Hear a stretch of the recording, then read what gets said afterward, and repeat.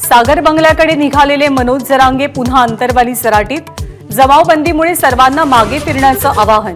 मुंबईला जाण्याबाबतचा निर्णय चर्चा करून घेणार, जरांगेंकडून स्पष्ट। छत्रपती संभाजीनगर, जालना आणि बीडमध्ये इंटरनेट बंदी। संभाजीनगरच्या सर्व आगारातील एसटी सेवाही तात्पुरती बंद। कायदा सुव्यवस्थेचा प्रश्न उद्भवू नये यासाठी गृह खात्याचा निर्णय। देवेंद्र फडणवीसांनी लोकांच्या सहनशीलतेचा अंत पाहू नये। आजच्या सगळी सोयऱ्यांची अंमलबजावणी करावी, मनोज जरांगेंची मागणी। तर आज संध्याकाळी 5 वाजता भूमिका स्पष्ट करणार।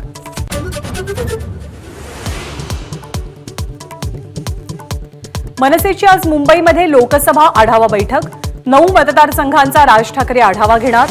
निवडणूक स्वबळावर की मित्रपक्षासोबत याबद्दलही चर्चा अपेक्षित। आजपासून राज्य विधिमंडळाचं अर्थसंकल्पीय अधिवेशन। उद्या अर्थमंत्री अजित पवार अंतरिम अर्थसंकल्प सादर करणार। विकास कामं वेगानं मार्गी लागावीत या उद्देशानं वेगळी भूमिका।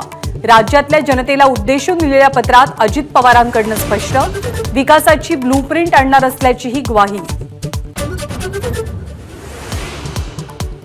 पणन कायद्यातल्या दुरुस्तीविरोधात आज एक दिवस बाजार समित्या बंद राहणार।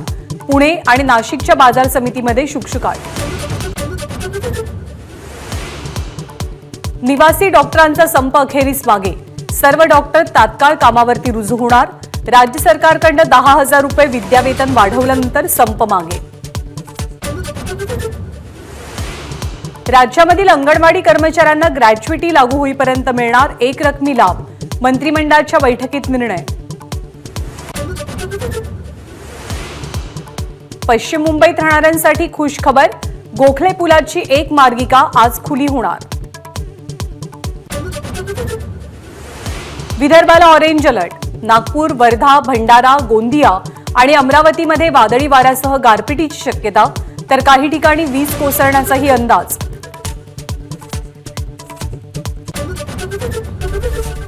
एबीपी माझा, उघडा डोळे बघा नीट।